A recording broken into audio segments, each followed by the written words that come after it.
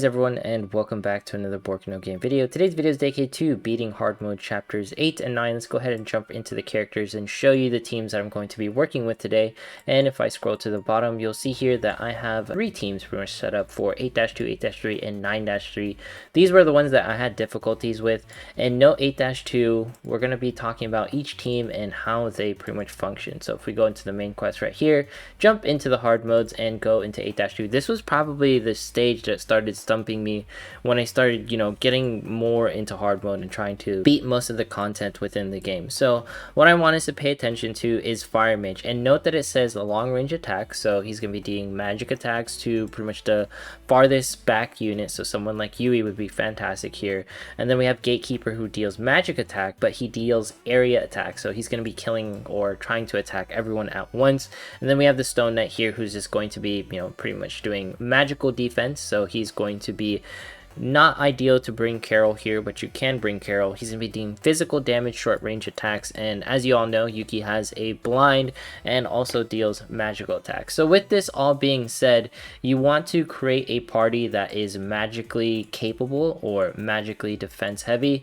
Bringing someone like Miyako is just there so she can soak up like that golem damage. If you have Kuku right here, everything pretty much falls in place. Suzuna isn't that necessary. She's just there to take out the golem because it's magical defense heavy. Yukari is absolutely essential for this fight because of that magical berry.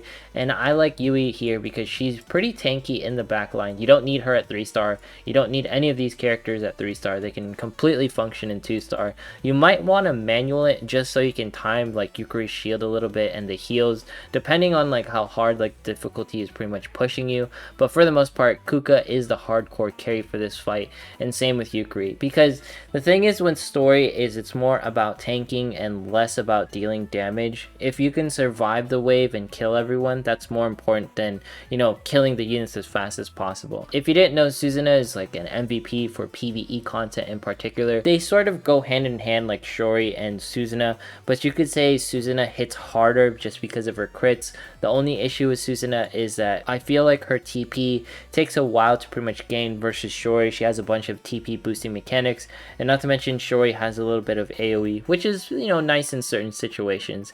And you can see here that Miyako isn't really taking too much damage. Kuka will be taunting and taking most of the heat, and by the time like something actually happens, Yui's going to trigger a heal, or Kuka's going to heal, or Yukari's going to heal, or Miyako's going to heal. This was like my generic PvE team that I would usually run for these stages, just because it was so tanky. It was really difficult for anyone to kill me. Note this team, I believe it does work in 8-3, but it doesn't work on lower levels because 8-3, it's really hard to kill the boss within like the proper time limits, and 8-3 is also a part where it just hits much harder, so your Suzuna is very prone to damage because of that werewolf dude. And you can see here, we're finally at the last stage. We're doing short work. Suzuna MVP right there for taking out that golem. If we tried bringing like Carol or someone, it'd be very hard to kill this dude because a lot of his defenses is magical. And you can see here Yui's going to be taking some damage thanks to that mage. That mage is going to be constantly hitting Yui if Kuka isn't triggering her taunt. And you can see right there, this is just Suzuna doing her own thing. This isn't that difficult obviously because of the characters that I'm bringing. They're all high leveled and high starred, but I just wanted to provide an explanation on stages in particular. You don't have to apply the concepts that I'm saying for just chapter 8-2. You can apply like bringing Miyako, Kuka, Yukari, and Yui just for the ultimate tank defensive team, and then someone like Suzuna to pretty much mitigate hits and deal damage. Oh, we don't want to win because I actually don't want Yuki shards from this stage in particular. So let's jump into 8-3. I've seen this team pretty much be beaten with the standard free-to-play team. Now when you run teams like this is mostly based off of timing, so you would time like Yui's heal, you would time like Pekko's ult, because you don't want to cancel Pekko's ult. The thing is with auto is that your UBs are never canceled, so your skills were always properly proc. And obviously with my team, it's like definitely overpowered because everyone's at 3-star. All characters, they function much better at 3-star, so that's not really a fair demographic, and not to mention most players are going to be level 60. But what I want to say is that when you are dealing with these teams, right, the most important part is probably going to be Yui's heal. Yui's heal is like the only thing that really needs to be timed. Outside of that, you can pretty much have everything just run on auto. And the reason why Yui's heal is so big is, like, for example, when that wolf boss pretty much casts the ult, you just want to land your UB right afterwards or before, something like that, so you can mitigate the damage. So at the end of the day, it's healers become really great as you progress later on through story and timing their heals. Like, for example, I just wasted Yui's heal. I wanted to show like that's like one of the things that you just want to avoid. My team here probably will never die just because, you know, I'm over leveled, I'm above cap for this. But you can see here how everything is going to go. So we're actually not going to use Yui's heal just for example purposes. Yukari's shield is absolutely useless here. It does like really nothing, and what I'm really waiting for is this wolf boss to pretty much attack, and once he attacks like right there, that's when you pretty much want to do the heal and top everyone off. That's going to be the strategy for the most part that's going to set you apart from other players, and getting like the proper RNG, and you know, maybe like putting Kokoro in the front if you want like another tank outside of Pekko. And then right here you can see Yui has her heal available again. It's just one of those things as you go through the game, like that heal, Yui's heal is going to be more important. The RNG factor where the wolf boss actually hits, an example on how Yui works and how important she is for pretty much the progression of story. Note here that you can always go to past parties. I've introduced this, you know, before, and I'm not sure if folks have pretty much checked it out, but you can see like folks' past parties, like, hey, is this a realistic party? I wish PvP had this feature where you could, you know, check past parties that pretty much beat like certain PvP teams, but we have to use PCRD fans.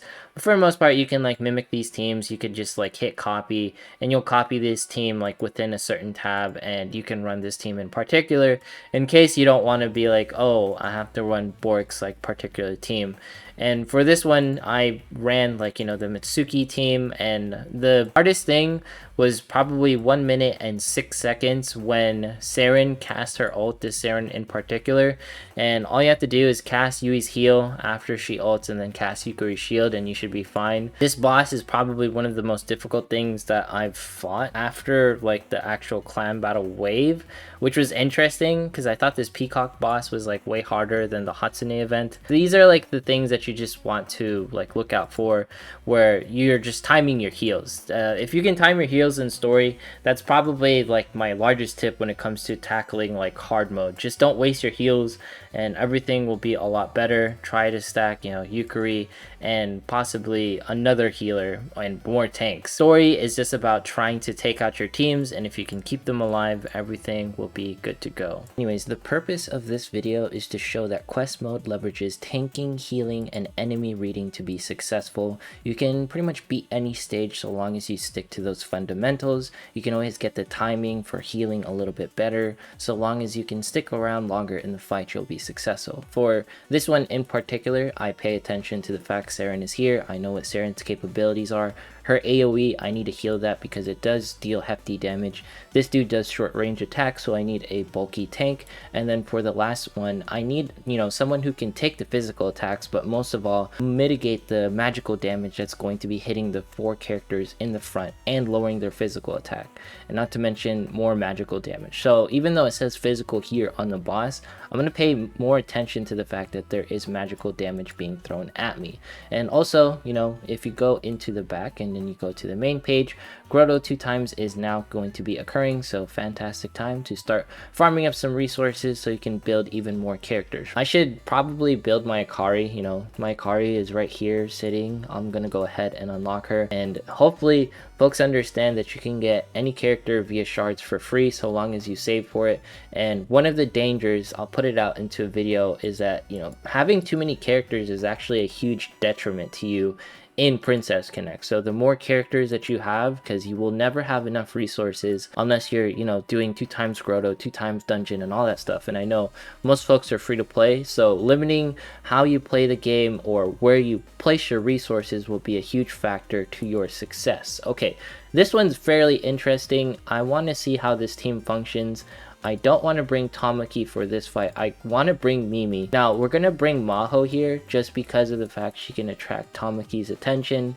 We can get a little bit of the blinds off. Let's see how this goes. I'm generally interested if I get completely crushed. If I lose, I sort of saw that coming. It's just because of the fact that I'm not, you know, strong enough when it comes to building teams, but I want to see what happens. So Mimi is going to be my MVP. I know clicking doesn't do much. Clicking might help like maybe a millisecond of casting, but even then it's just enough to make me feel like, you know, I did something. All right, get some taunts over here, which is nice. So when Tamaki casts her ult, it's not going to hit someone in the back line.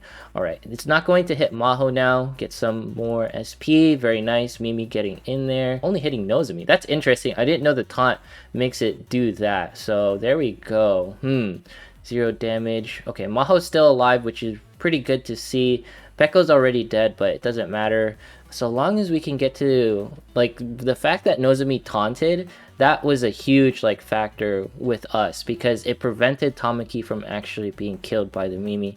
We're actually lasting a bit longer. You know, 30 seconds is pushing this fight a little too long, considering how I haven't killed Tamaki. I haven't killed, like, anyone outside of like Nozomi. This Nozomi 5-star. Nozomi 5-stars everywhere. Everyone has a Nozomi 5-star. And I see why. She's pretty much the most broken tank in the game right now. Oh, we managed to get through.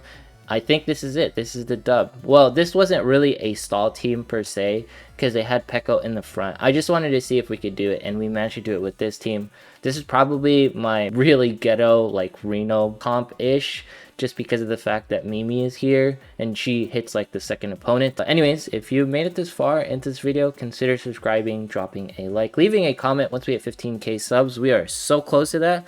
We'll be doing the giveaway, and follow me on Twitch, follow me on Twitter. I'll see you in the next one. Thanks so much for watching.